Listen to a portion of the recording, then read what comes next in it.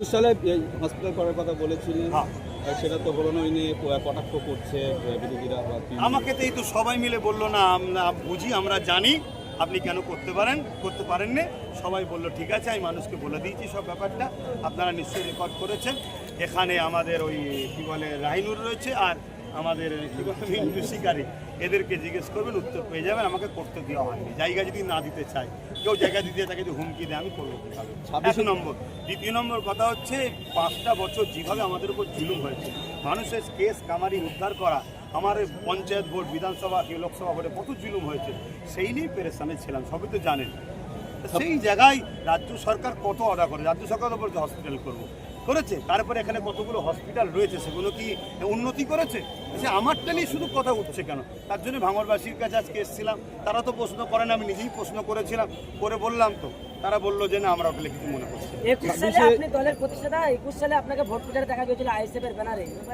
তখন কেউ উপযুক্ত ছিল না, তখন নওশাদকে কেউ চিনত না, নতুন দল তো, তাই একটু প্রচার করে দিয়েছিলাম। আজকার প্রয়োজন নেই, তাই আসিনি। 26শে বিধানসভা নির্বাচন, এই বিধানসভা নির্বাচনে কি কি প্রতিশ্রুতি থাকছে আপনার? সেটা যারা লড়ছে তারা প্রতিশ্রুতি দেবে। আপনি একটা দলের না, আমি এতটুকু জানি সংবিধানের জন্য লড়া দরকার। আর একটা মানুষ যখন 2টো 4টে 10টা 20টা প্রথম পায়, একটা যে সরকার আছে ক্ষমতায় ছিল, সেও প্রথমে একটা পেয়েছিল, তারপরে 2টো হয়েছিল, এমনকি বাঁচতে বাঁচতে ক্ষমতায় আসে। ক্ষমতায় আসার পরে তবে তো সে সব কাজ করবে। আমি ভেবেছিলাম হয়তো ভাঙড়ে আমি আমার যেটা কথা দিয়েছিলাম, জিতলে হয়তো পৌঁছতে পারবো, কিন্তু যে বাধা হয়েছে সেই জায়গায় তাদের যে হ্যান্ডবিল আছে, যারা রাজনীতিতে এবারে প্রতিদ্বন্দ্বিতা করছে, নওশাদের কাছে গেলে সে আরও বেশি বলতে পারবে। আপনি কথা বলেছেন হসপিটালের কথা, এবারে কি 26শে নওশাদকে বলবেন যে এই হসপিটাল করার কথা? আপনি সেটা নওশাদকে যে জিজ্ঞেস করে, ওকে বলতে লাগে কোনো বাচ্চা ছেলে নেই, বড় হয়ে গেছে। এই মিছিলগুলো শাসক দলের পক্ষ থেকে বলা হচ্ছে যে ধর্মীয় সভার নাম করে নওশাদকে প্রচার করা হচ্ছে, আইএসএফকে ভোট প্রচার করা হচ্ছে। শাসক দল বলতে কাকে বলেছে? তৃণমূল কংগ্রেস বলছে আপনার শাসক দল নয় তো, এক্স হয়ে গেছে। তৃণমূল শাসক দল, আপনি বলুন দলের নাম বলুন। টিএমসি কে জিজ্ঞেস করুন, রেড রোডে কি কেন রাজনীতি করতে যায়? ইফতার পার্টির নামে রাজনীতি করে কেন? মসজিদে ঘুমটা দিয়ে মমতা ব্যানার্জি ঢোকে কেন? কেন রাজনীতির ব্যানারে দাঁড়িয়ে বললো কোরআন শেষে আমার উন্নতি শেষ হবে না? কেন রাজনীতির নামে দুর্গা কি বলে এখানে নিউ টাউনে মসজিদ বাধা দিয়ে আর মন্দির তৈরি করছে? কেন দীঘাতে মন্দির করছে বলুক? আমি আমার নবীর মেম্বারে এসে আমার নবীর দিনের যারা দুশ্মন, যারা জালিম, তাদের বিরুদ্ধে কথা বলছি। ইসলাম জুলুমের বিরুদ্ধে কথা বলাকে ফরজ করেছে, তাই আমি জুলুমের বিরুদ্ধে কথা বলছি। আপনি আইএসএফ নেতৃত্ব যে স্লোগান দেওয়া যে ভোট চাইলে দিল্লি যান, আপনার মুখে সেই একই কথা দেখা না, আমার অকাবলে যে বলবে দিল্লি যাও, তাকে তো আমি বলবো হান্ডে, এরকম ব্যাপার নয় তো। সবাই বলবে, যারা অকাবকে ভালোবাসে তারা বলবে, যারা অকাবকে ভালোবাসে না তারা নাও বলতে পারে। আমি অকাবকে ভালোবাসি। আমার অকাবের আন্দোলনের সময় আপনি বলেছিলেন দিল্লি চলে যান, তা আমি বলবো না এখন? আমার দিন এসেছে যে আপনি ভোট চাইবেন না, আপনি দিল্লি যে চলে যান। দিল্লি যে চান, ভোট নেবেন বাঙালির, আর আন্দোলনে দিল্লি দেখাবেন। আপনার মতো এই বিচারিতা মানুষকে এই সুযোগই তো বলতে হবে। সেটা আমি অকাপের পক্ষে দাঁড়িয়ে বলি, যত অসুবিধা কি আছে? কোরআন সুন্নাহ হারাম হয়ে গেছে নাকি? কোরআন সুন্নাহ যখন হারাম হয়নি, কোন কে কি বলছে ওসব কথা আমার দেখার তো দরকার নেই। যে শওকত মোল্লাকে আপনি বলেছিলেন জাহান্নামের কুত্তা, তিনি আগে তার পাশে বসে একজনকে বলছে আহসান বলে, তাকে বলছে যে আল্লাহ দাবি করছে, কি বার্তা দেবেন আপনি? ক্যানিং কেউ যদি কোনো মানুষকে আল্লাহর সাথে দাবি করে, অবশ্যই সে সঙ্গে সঙ্গে জিন্দিক কাফের মুশরিক হয়ে গেছে। এ অনেক আগে থেকেই আরও অনেককে করছে। আমি একটাই কথা বলবো, আমার আল্লাহ নিয়ে, আমার দিন নিয়ে, আমার ইসলাম নিয়ে এত ব্যঙ্গ করা হচ্ছে, এর জন্য দোষী আমরা মুসলমান, আমরা দোষী, আমরা সচেতন নয়, তাই ওরা রাজ ক্ষমতা নিয়ে আমার দিনকে মেটাচ্ছে। আপনি নিজেই ভোট দানের কথা বলেছেন, সেক্ষেত্রে আরাবুল ইসলাম প্রয়োজন হয়নি। তাহলে লড়াইটা কেমন হচ্ছে বলে মনে করেন, কেমন হবে বলে? লড়াই মানুষ জানে, মানুষ স্বতঃস্ফূর্তভাবে সোশ্যাল মিডিয়ায় দেখছি আমি যতটুকু, না দিদির মিটিংয়ে লোক হচ্ছে, না মোদির মিটিংয়ে লোক হচ্ছে। যেখানেই লোক হচ্ছে শুধু আইএসএফ এর লোক দেখছে, আর বাকি তো কিছু দেখতে পাইনি। আগামী দিনে জায়গা পেলে কি ভাঙড়ে হসপিটাল হবে? আগামী দিনে জায়গা পেলে কি ভাঙড়ে হসপিটাল হবে? আপনার জ্ঞান আছে, নলেজ আছে, তো সুতরাং এই যে বিধানসভা নির্বাচনে ভাঙড় এবং ক্যানিং পূর্ব কতটা ফলাফল করতে পারে, বা আইএসএফ কতটা ফলাফল করবে এইবার? দুটো জায়গাতে ইনশাআল্লাহ জিতবে, যদি নির্বাচন কমিশনার চুরি করে।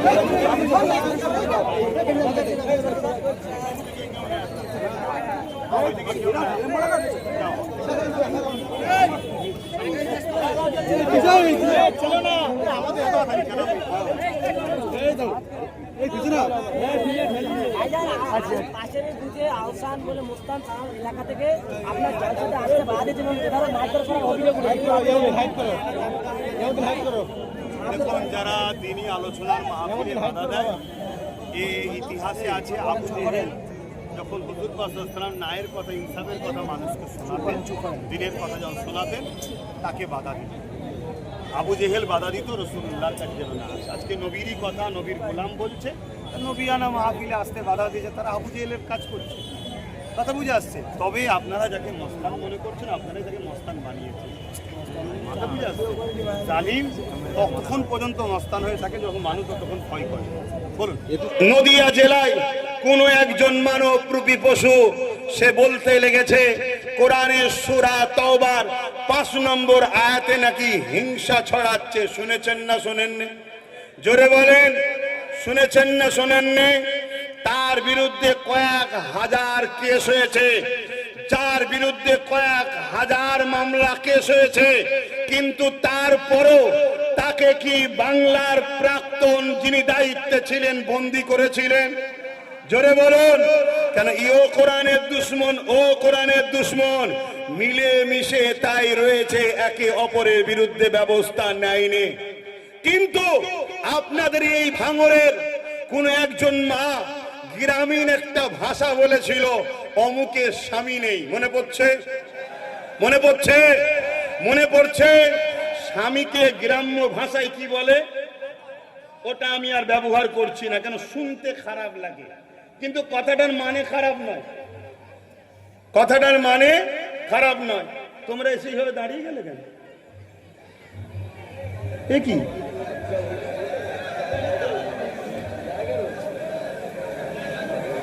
আমি এমনি ভাঙর আসতে যাই না, কেন খুব রাগী মানুষ ভাই।